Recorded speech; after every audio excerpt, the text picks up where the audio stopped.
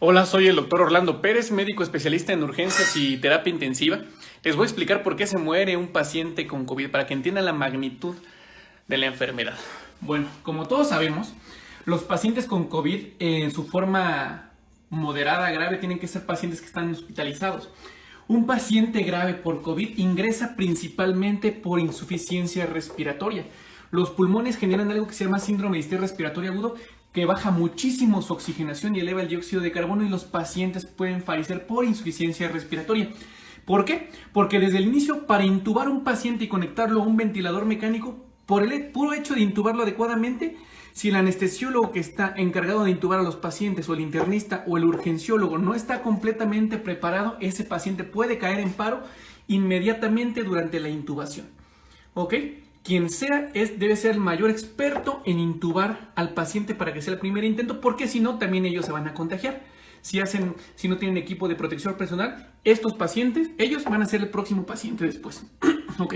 Ya después de haber sido intubado este paciente por insuficiencia respiratoria, tiene que ingresar a una unidad de cuidados intensivos, que regularmente hay pocas camas por hospital. Tenemos al paciente en la unidad de cuidados intensivos, el que deberá estar monitorizado, todos los signos vitales de forma continua y la función multiorgánica, y conectado a un ventilador mecánico regularmente.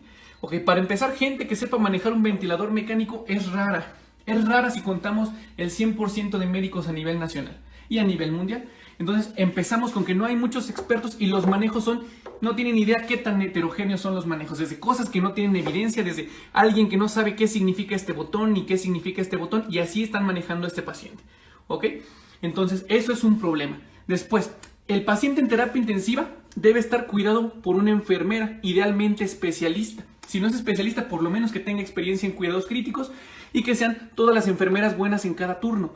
Un solo turno de una enfermera que no sepa, o un intensivista que no sepa, u otro médico encargado de este paciente que no sepa cómo manejarlo, se echa a perder todo. Por eso hay más mortalidad. Manejo heterogéneo genera riesgo en los pacientes. Ok. El personal administrativo debe soportar a estos pacientes y darles todo lo que necesitan. El ventilador mecánico, la monitorización, los fármacos que requieran de soporte, etcétera, etcétera. Asegurar el espacio en la terapia intensiva, etcétera. Y después de que el paciente sí fue bien manejado, pues tenemos que tener equipo de rehabilitación después, porque estos echan días en terapia intensiva, genera debilidad y ya no pueden moverse, no pueden ventilar perfectamente bien, requieren rehabilitación. Pero para llegar a esto, tan solo para llegar a que el paciente pensemos en que puede salir adelante de la terapia intensiva, fíjense todo lo que tiene que pasar. Se intuba por falla respiratoria, está conectado a un ventilador mecánico, y esto implica que el paciente regularmente al principio debe estar sedado. Si se le da una mala sedación al paciente, incrementamos peor el pronóstico. Hacemos peor. De hecho, pocos pacientes que nos hemos enterado no se han podido extubar, no se han podido quitar del ventilador mecánico por una mala e inadecuada sedación, por andar usando midazolam, por ejemplo. El midazolam genera mayor mortalidad en los pacientes. Después, a nivel cardiovascular, los pacientes que hacen SDRA severo por COVID-19 regularmente son pacientes que ya tienen alguna comorbilidad, desde hipertensión a alguna cardiopatía isquémica crónica, y eso empeora el pronóstico del paciente. El paciente hemodinámicamente regularmente llega inestable, hipotenso. No sabemos si la hipotensión de entrada es por un proceso séptico viral, o inclusive puede generar una miocarditis por el mismo virus. Entonces, si el paciente no mejora rápidamente con un vasopresor, hay que ponerle seguramente un inotrópico, hacerle un ventaneo ultrasonográfico al corazón, o pedirle un ecocardiograma, lo cual no hay disponibles en México en la mayoría de hospitales médicos que hagan ecocardiografía. Entonces, hay médicos entrenados en ultrasonido, con eso se puede suplantar, pero no somos todos, son muy pocos. Si el paciente no genera alguna otra comorbilidad previa, que no tenga comorbilidad previa, o que no genere otra complicación, a lo mejor le puede ir bien. Pero si empieza o ya tiene falla renal crónica o hace falla renal aguda, nos complicamos. A veces requieren soporte renal continuo porque son pacientes inestables.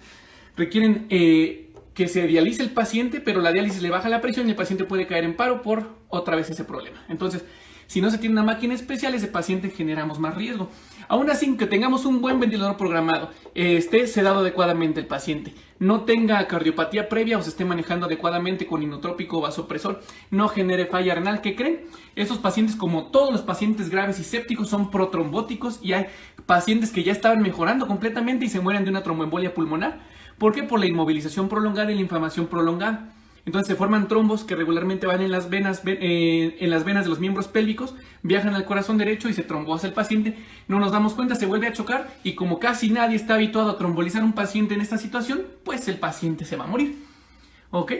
Ahora, fíjense todo el material que tenemos para este paciente, todo el equipo que se requiere, un intensivista, urgenciólogo, internista, anestesiólogo, médicos en general, enfermería por turno especializada, los administrativos que estén dando lo mejor de sí para ayudar al paciente, un rehabilitador que mejore la calidad de vida del paciente que esté así, y aún así, fíjense, todo esto, ¿qué creen? Está limitado a el espacio que tengamos en terapia intensiva.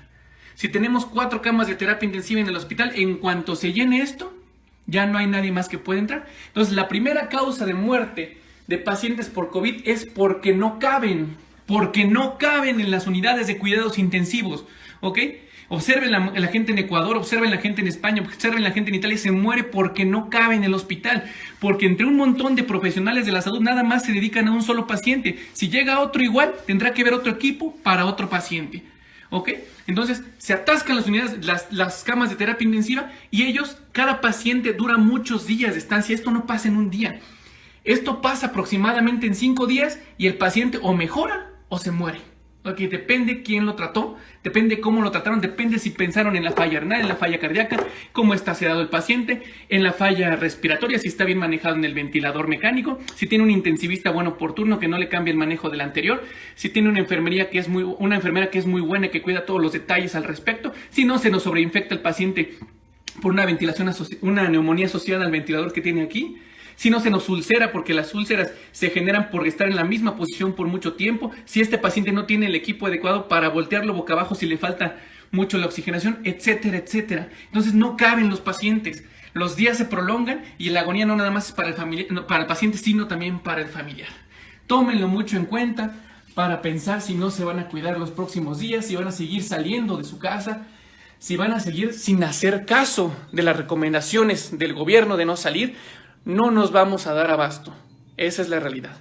Cuídense, por favor, porque para esto trabajamos todos.